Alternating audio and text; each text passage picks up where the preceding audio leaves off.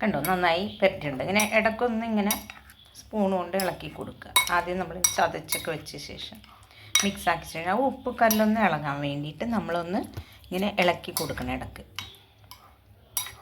പെട്ടെന്ന് മെൽറ്റായിക്കോളും ഉപ്പ്. ഇത്തിരി പുളിയുടെ ടേസ്റ്റും കൂടി വേണമെന്നുണ്ടെങ്കിൽ നമുക്ക് ഇത്തിരി ചൊർക്ക ചേർക്കാം കേട്ടോ. ആപ്പിൾ സറ വിനീഗറോ ചൊർക്ക ഉണ്ടെങ്കിൽ ചൊർക്കയോ ആവശ്യം നോക്കിയിട്ട് ചേർക്കാവുന്നതാണ്.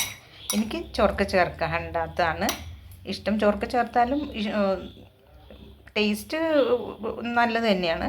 പക്ഷെ ചൊർക്ക ഇല്ലാതെ ആ ഒരു മധുരിപ്പ് നിൽക്കുന്നതാണ് എനിക്കിഷ്ടം. അപ്പോൾ അതുകൊണ്ട് ഞാൻ ചേർക്കുന്നില്ല. ചൊർക്ക ചേർക്കേണ്ട ആളുകൾക്ക് ചേർക്കാം.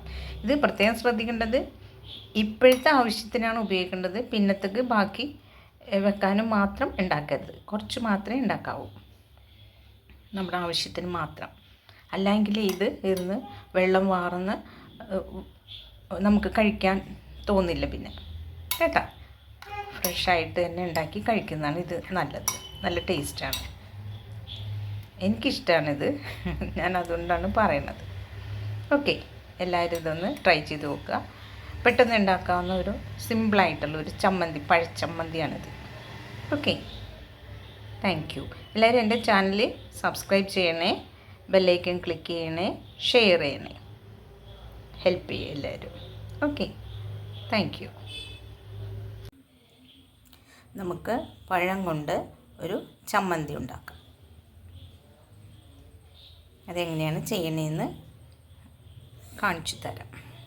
ഓക്കെ, ആദ്യം നമുക്ക് ആവശ്യമുള്ളത്ര അംഗങ്ങൾ എത്രയുണ്ടെന്ന് വെച്ചാൽ അത്രയും ആവശ്യത്തിനുള്ള പഴം പൊളിച്ചെടുക്കാം. ഞാൻ ഇത്രയും പഴം എടുത്തിട്ടുണ്ട്. ഇത് നമുക്ക് കൈകൊണ്ട് നന്നായിട്ട് ഉടക്കാം. കണ്ടോ, ഇങ്ങനെ നന്നായിട്ട് മുഴുവൻ പഴവും ഉടച്ചെടുക്കുക.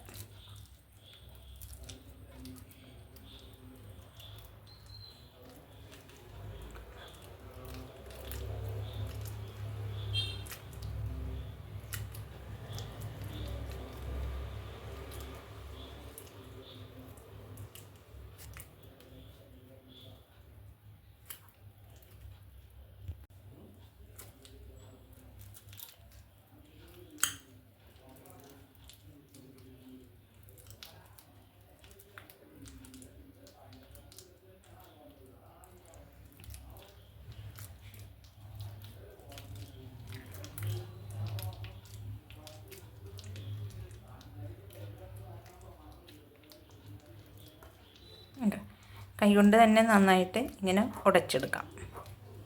അപ്പോഴാണ് നന്നായിട്ട് ഇതാവുക. പെട്ടെന്ന് ഉപയോഗിച്ചോളൂ കേട്ടോ, വെച്ചേക്കാൻ പറ്റില്ല. ഇത് നമ്മൾ ഓരോ സമയം ആവശ്യമുണ്ടോ അത്രയും മാത്രം കുഴച്ച് ചെയ്യാവുന്ന ഒരു ഇതാണ്. വെച്ചേക്കാൻ കൊള്ളില്ല. ഇപ്പോഴത്തെ ചോറ് കഴിക്കാൻ വേണമെങ്കിൽ ഇപ്പം ഉണ്ടാക്കുക കേട്ടോ. സിമ്പിളാണ്, പെട്ടെന്ന് റെഡിയാക്കാവുന്നതാണ്. പക്ഷേ വെച്ചേക്കാൻ പറ്റില്ല. ഇതിലേക്ക് കുറച്ച് ഉപ്പ് ചേർക്കാം.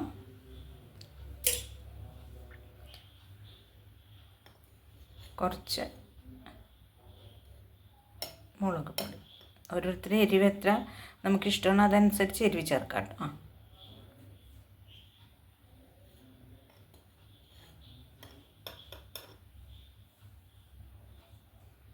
മുളക് പൊടി ചേർത്തിട്ടുണ്ട്.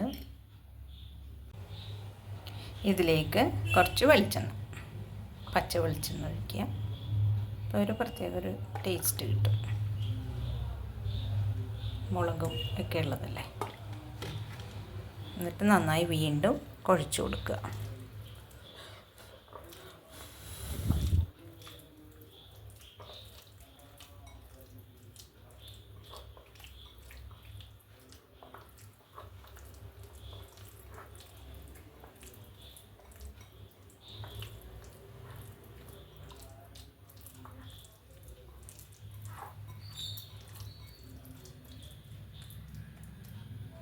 ഉപ്പ് കല്ലായതുകൊണ്ട് ആ ഉപ്പൊന്ന് ഇളകാൻ കുറച്ച് ടൈം എടുക്കുവേ.